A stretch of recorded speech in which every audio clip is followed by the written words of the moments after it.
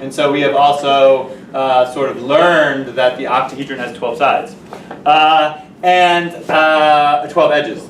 And if, sorry, b equals 3, n equals 5, now we get a third plus a fifth. That's, what the hell is that? 8/15. 8/15ths.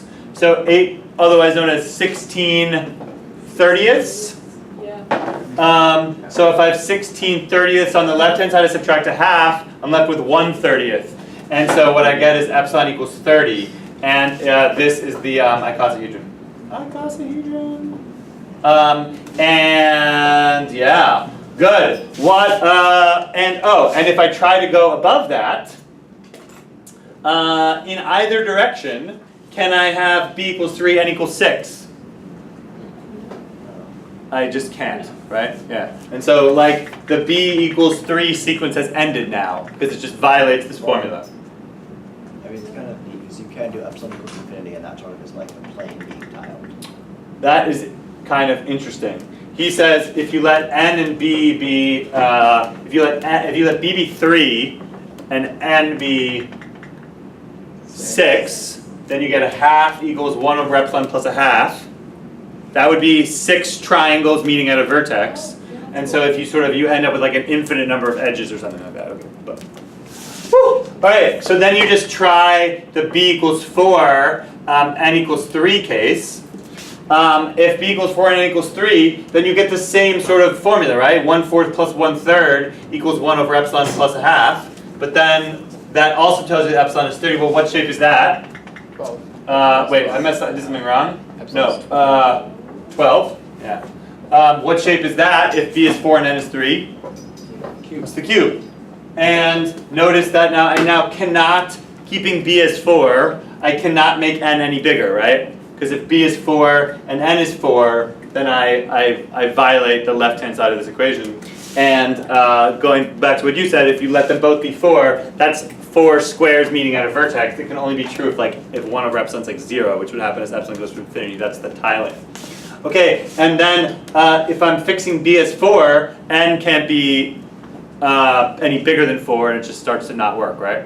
I need to get at least a half over there. So the b equals 4 sequence is ended. What's left is b equals 5, n equals 3. And so now we get 1/5 plus 1/3 equals 1 over epsilon plus a half.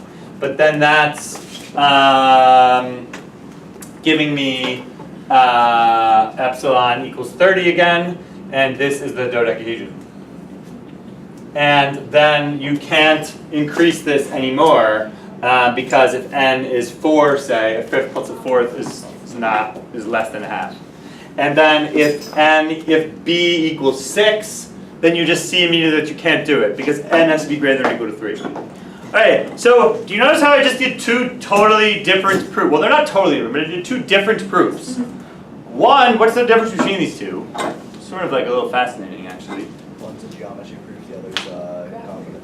Yeah, basically, one's a geometry proof and one's a graph theory proof, right? The proof we did on the backboard that I called the middle school proof specifically uses the fact that the polygons are regular and the particular angle measure of the angles of the polygons meeting at a vertex. And so it's sort of tied to geometry in a way, which is fine. But this is more sort of like modern and topological in a sense. I'm throwing that word around. But it's not actually the sort of particular angles or shapes that matter, right? What this shows is that there's only 5 of these things, even if we were to distort them, right? Even just take this dodecahedron and just mush it and change it around and make it all kind of differently shaped and totally irregular, but keep the vertex and edge relationships exactly the same. Then it's sort of called that still a dodecahedron, right? What we have shown is that combinatorially, never mind the angles and crap like that, or the specific geometry of the shape, there just are no other sort of networks of 3-dimensional points and edges which can be Platonic in the sense that they all have the same, the regions all have the same degrees, and every vertex has the same degree. Who's with me? Woo! All right, that is a beautiful proof. Let's now do a skill called yo. So where do we like sneak in Euclideanness into this? We sort of, that's a really good question. Where did we sneak in Euclideanness? It is in the, no, but he's saying this version. I get how that proof has the explicit Euclidean stuff with the angles, but this proof produces the same results as Hold on, I am prepared to answer this question. I mean, I'm not prepared, but I should be able to answer this question. What he's saying is like, take the hyperbolic case or whatever, how does that, yeah. Could we change like n as the degree of each one? To some No. Because the plane cutting axioms which we used for planarity are the same in both Euclidean and non-Euclidean, right? Wait, we used Euler's characteristic formula, and so we cite planarity, which is Euclidean, right? But the plane cutting axioms. Wait, I know, okay. okay, I know what you're talking about now, but I think we're maybe kind of in over our heads a little bit because what are you thinking of? Yeah, let's talk about this later. Yeah. Okay, good. All right, good. What I'd like to do now is, so now that we've sort of like met all of these shapes and we've proved that there are really only 5 of them, let's just like take 5 minutes and practice like a skill called drawing their planar embeddings. I have done one for you already, which is the cube, we can do another one as well. Well, so everyone take out a pencil, or there's some board space, you can just kind of do it on the board. Here is a tetrahedron, right? Can you draw the planar embedding of the tetrahedron? You just have to kind of, you have to take a face, look at that face, this is one way to do it, and now just sort of delete that face and flatten it out. And if you delete this face and just flatten it out, what do you get? Everyone draw it?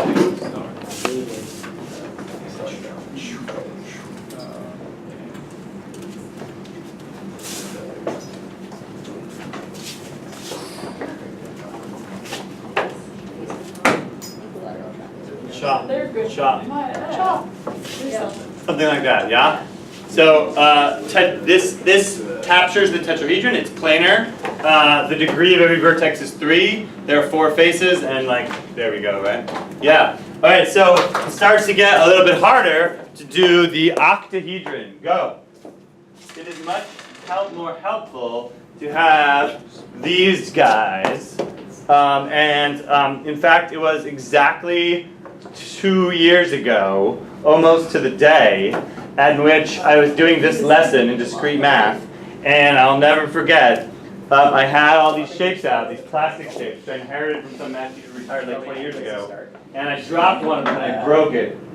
And I went online later that night, I think this is like something like May 11th, 2017, and I went online looking to order new replacement parts. Like I went like, hey, I want to buy an icosahedron. And I suddenly blinked, and it was 5 hours later, and it was like 9:30, and I was sitting at school reading about shapes. And I didn't stop doing that for basically a year. I had a spiritual awakening, and I got obsessed with shapes.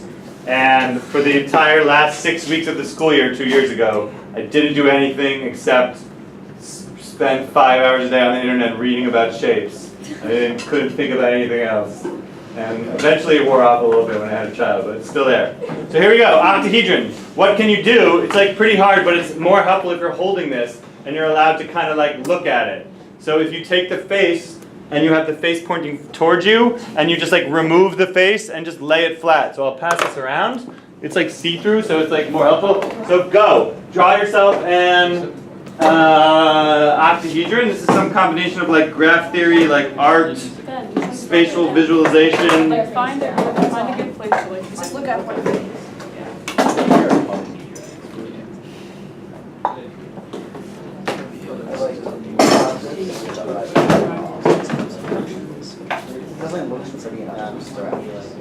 Wait, you can do this. This is like this. Oh. And then like that. Well, I got this. Let's really try. Wait, this is like not pretty, but it's the thing. It's, yeah, it's pretty perfect. Like, it's not pretty, but that's accurate, I think. That's what I did. Pointy side. It's like, How many sides you project? oh wait, it is kind of pretty. Wait, if you look at it the right way. It's like, Why do I have a square first or any?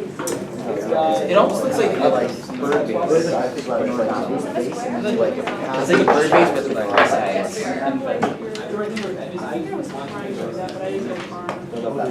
Someone want to like do it on the board? Who has like art skills? Yeah. Where you go? I can't see it. Here it is. No, that you don't do triangles out, they're just like connected. They just connect. Yeah. Is this a good? Because you have some Yeah, squares there. not, Yeah. you want those to be kind of like plain. Oh. Yeah. Oh, that's okay. Yeah. Wait. I forgot the. It's the same thing, it's just like prettier. Yes, that's very good. You only have here? That's right. No, that's right. Whoa. Okay, that's a lot cooler than that was the problem. Not where it looks like. I just okay. Some practice is required, I thought maybe. it was No, it's not planar. Specifically, it's a planar embedding that we're looking for. This was the more organized. Yeah, that's pretty much the same thing. Not actually that hard. Then you end up like not being. Right. No, I like these two that. Yeah. I think I Oh, yeah. understand the polyhedron. Last year was the year that I tried to Dilhan like screen. This is actually making it better.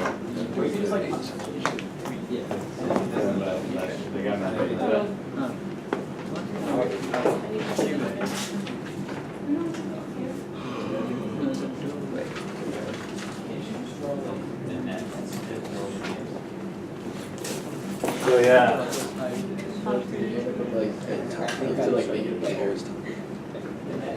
ugly. The next Trying to think about the icosahedron. I mean, you have to be really smart, or you can just like feel it, man. I think I just I like mean, feel it, man. everything after the octahedron is kind of like a thing inside of the The deep thing, what we're really doing, right, is we're taking like the dodecahedron, say, right? And so if you look at it, do you see how things are like reversed? What we're really doing is we're performing a stereographic projection. Does anyone know what that is? You can Take- turn on the lights. Is that going to work? Did we do that last year? Isn't that what stereographic? Yes, but I don't know if it actually works. So a stereographic projection is when you, hold on. Yeah, it kind of works. Wait, that's actually. Whoa. There it is, right? That's the thing I said. That's actually literally like it. That's like what you need to draw. Yeah. So in a stereographic projection, you think of the polyhedron as being like on the points on a sphere. And in fact, all of the polyhedra that we've considered so far are sometimes referred to as spherical, in that they have this kind of property that they're kind of like sphere-like, right? And you know, if you put them on a sphere, then now you can do this thing called a stereographic projection. A stereographic projection is you take the globe, you put it on a plane, right? So the bottom, the south pole, is like on the ground, right? And you put a light at the north pole. And if you put a light at the north pole, and you project every single point on the surface of the Earth down to the plane, then you sort of take the entire surface of the globe and you flatten it into a plane. Do you guys see that? The only point that goes to itself is the South Pole. The point at the North Pole goes off to like infinity. And the points like up at the Arctic Circle go really, really far out. That's called a stereographic projection. That's effectively what we're doing here. Raynaud's just done this so many times that he's just got good at it, but is this helping? So what you have to do is sort of perform that stereographic projection yourself. But like the outside one is going to have opposite orientation.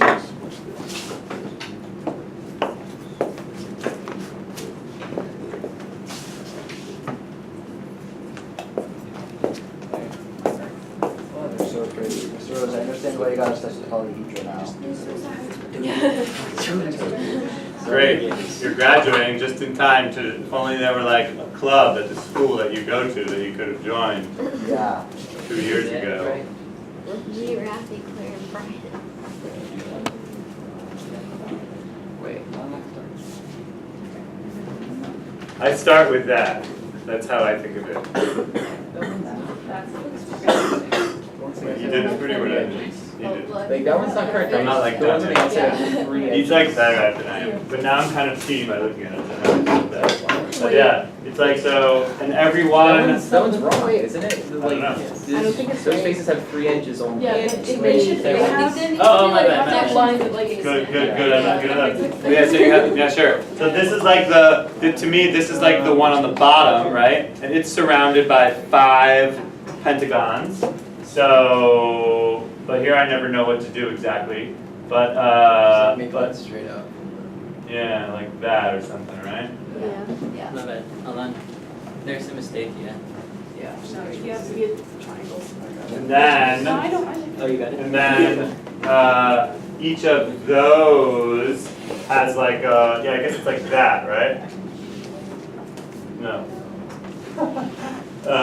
Each of those is connected. Oh no, we're I think I was about to make the mistake that Reynolds did. No, I think I had that right. Is this it? Wow. that's better, yeah. Is that what I just had, or I was about? I think it was like a little. So now that's like the southern hemisphere. Does everyone understand what I mean by the southern hemisphere? That's the stereographic projection of the southern hemisphere. And now we do have to do the stereographic projection of the northern hemisphere, which just goes, okay, it's like basically like that, right? Cha, cha, cha. And then I'm done, but mine's kind of ugly because I didn't have like artistic foresight. But that's it. And those heavily sort of distorted, we'll just look back at Reynolds, the heavily sort of distorted pentagons here are the ones that are in the northern hemisphere, which get sent very far out, right? And then the outside we have, 1, 2, 3, 4, 5, 6, 7, 8, 9, 10, 11, and then 12 is just like the region on the outside. Woo! When you do like a map I can't projection, do it's like, Icosahedron. we get the same amount of distortion in different places. Yeah, okay, good. Icosahedron, go.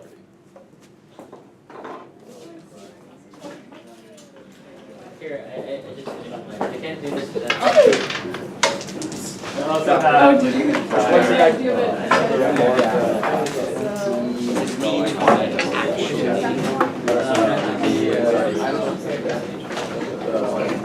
I need to resist the position of It should be, no, it should be bigger. Whoa. Wait, this is actually so cool. Yeah, it really is. I'm not sure. I'm trying These are the ones my daughter broke that. Now they don't. 1, 2, 3, 4, 5, 6, 7, 8. So he uses the wires to face forward by 6. Yeah, exactly right. Wait, 22 sides. Yeah. Wait, oh, I messed it up. What? I had it right already. Oh yeah, I didn't need the bigger triangle. All I need was this. I just think that class you should memorize the 5 Platonic solid graphs. Yeah, can someone draw, Graham, can you just draw the icosahedron? We're gonna like speed this up a little bit. Hey Reynolds. No, let's do a beauty contest. We each draw one. Oh yeah, Pretty we're good. sure. I mean, Oh, it's yeah. like all correct. They should. I'm sorry. Yeah, it should end in like 3 of what I have.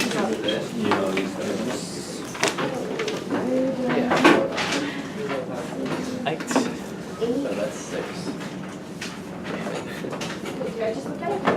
How many edges come off each one in an icosahedron? 5, right? 5 faces. Yeah.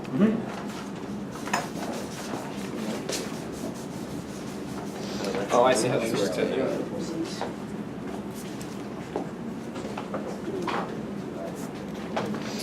Yeah, another thing you can do is, I forgot to do this, you can completely characterize these polyhedra by their sort of local properties, these regular polyhedra.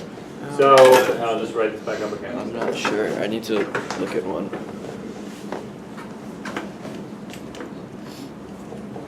Oh, that's unfortunate. Yeah, you're right, Nate.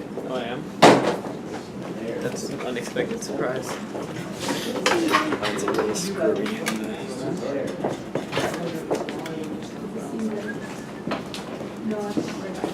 It's gorgeous. And then like,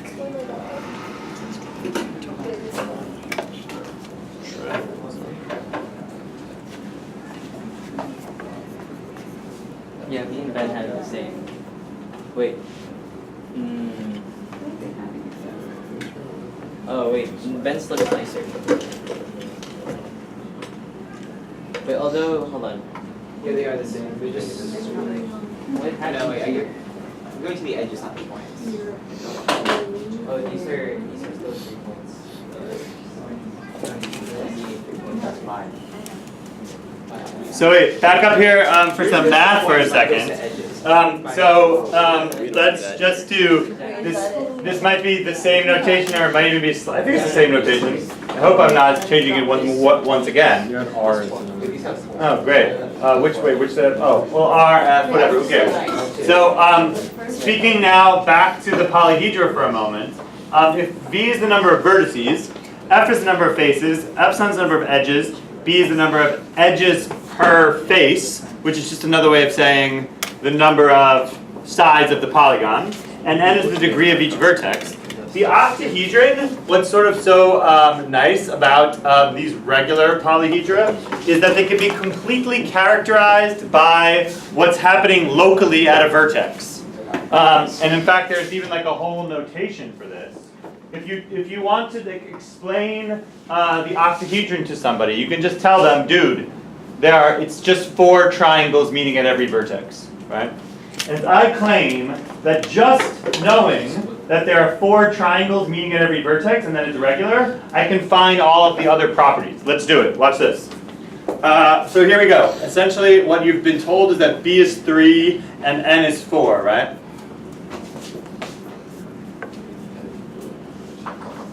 Say right. Right. B is 3 because 3 means number of edges per face. In other words, we're using triangles. N is 4 means that there are 4 triangles meeting at each vertex.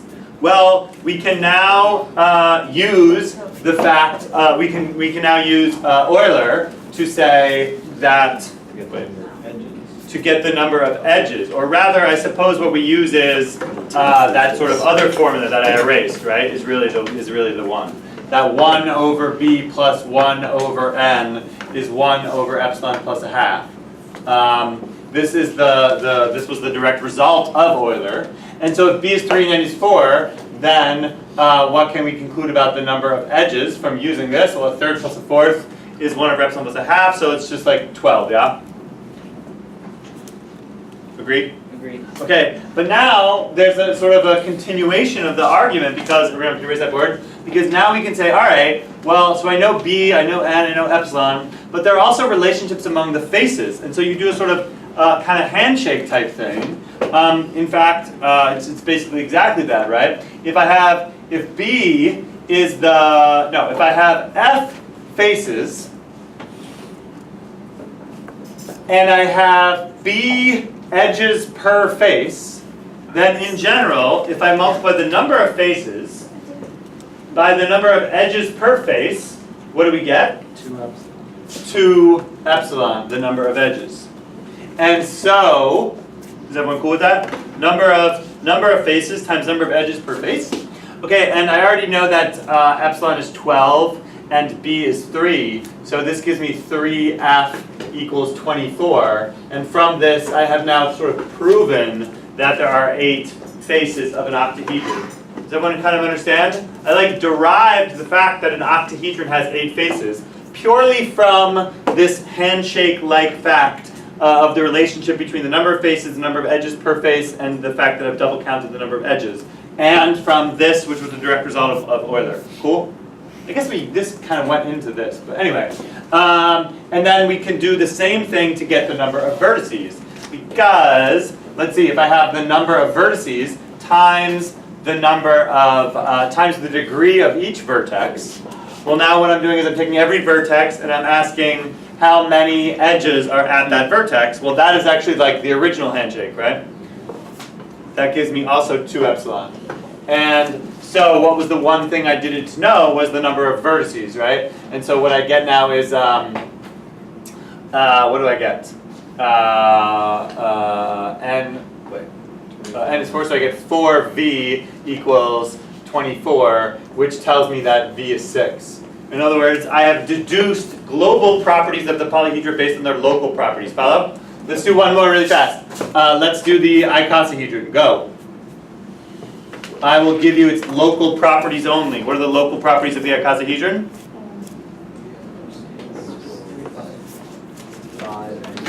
Yeah, B is 3, it's made up of triangles. N is 5, it's made up of 5 triangles meeting at a vertex. And from that, you should be able to handshake your way to be proving and sort of deducing the number of faces and the number of vertices and the number of edges. Get it?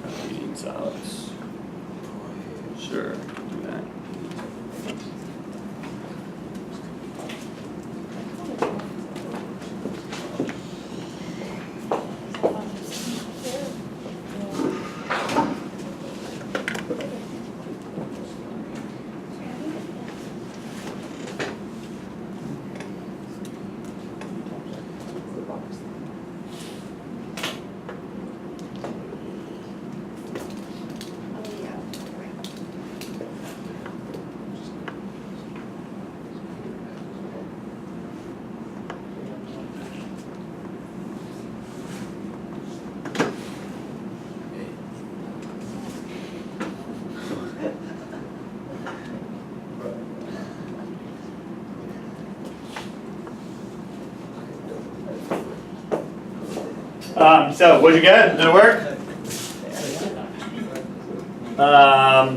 1/3 plus 1/5 is 8/15, which is 16/30, minus 1 is 1/30, so epsilon has to be 30. Then I'll just like reconstruct the argument. You take the number of faces times the number of, well, let's just do it this way. Number of faces, which is what I don't know, times the number of sides of each face, which is 3 in this case, gives me twice the number of edges, which is 30. Therefore, I conclude that f is 20. So I just proved that an icosahedron is 20 faces. And then the next one is to say, take the number of vertices, which I'm not sure of yet, and multiply it by the degree of each vertex. Well, we said that there are 5 pentagons meeting at a vertex. So that means I multiply every vertex by 5, but if I do that, then I'm double counting the edges again. So but I already learned that the number of edges was 30. So that tells me that v is 6. So I deduced that there are 6 vertices. No, there's something wrong. 12.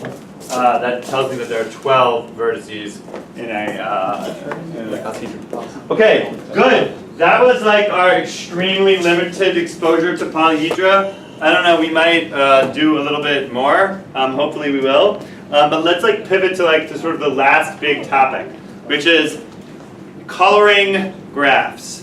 All right, this is a famous story of someone basically in the 19th century was just screwing around and was making maps.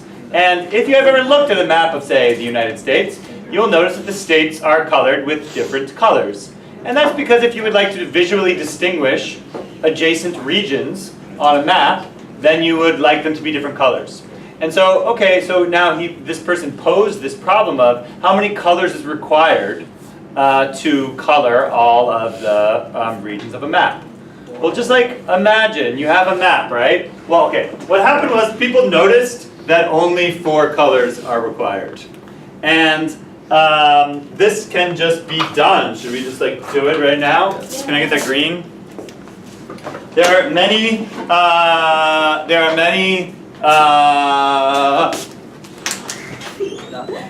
stipulations that are required for this graph, for the 4 colors here. First of all, you can't have any countries, you can't insist that countries meeting at like all at a point or whatever all be differently colored. Because if so, you could have an infinite number. I mean, you could have any arbitrarily large number. You know, like 4 corners that point in the U.S. where there's like 4 states meeting at like a point. If you insist that states meeting in that formation all have separate colors, then the problem becomes stupid because you could have as many regions as you want all meeting at a point. Follow? Also, the regions must be contiguous. So none of this like France crap where they have like different points all over the place, right? Yeah. So and like Kaliningrad and stuff like that, right? Yeah. Also, you can't have any other funny business like you can't have a country inside of another country. Stupid Swaziland. That's Swaziland, yeah, because if that is allowed, what's the problem again? That as many countries as you want inside one You could have a bunch of countries. Well, then you can just have as many countries as you want could have inside of 5 one countries in a country, big. and that also makes it trivial. Yes, Yeah. yes, right? Yeah, because if there's like 7 Swazilands or whatever, That's all. Well, if It's when you they're have a like wedge, countries. when you have like a, yeah, you have massive yeah. countries, the middle one's like a. Yeah, it's like Swaziland breaks up into. There were actually. Now I got it right, yeah? Yeah, so like, if you need to, if you can't allow for a country to be fully inside of another country for this reason, right? That, oh no, this is still okay. What's the That's problem? okay, that's just like, I think you wait, can't do graph put theory one anymore. inside is the and problem. put 4 countries, put 3 countries around it. Say it again? So now put one country inside it. Now do just like 3 spokes. Like that? No, outside the circle. That one's Outside allowed. the big circle. No, wait, I think that's allowed, it's just not like, Wait, like a flower? that's just like not graph Oh wait, theory no, anymore. what am I thinking? That's the problem, that's just like not graph theory anymore, when you have massive. Okay, wait. There are some other stipulations I don't have to remember. Anyway, never mind. Yeah, no, Point no. is, you can do this. No, Mr. Rose, What's not- up? the Wait, no can you just draw it yourself? I don't have time for Oh, divergence right. anymore. If you have something to say, draw it yourself. I don't want to listen to your stories of how to draw it anymore. Okay, good. Woo! Shall we color this though? Like actually.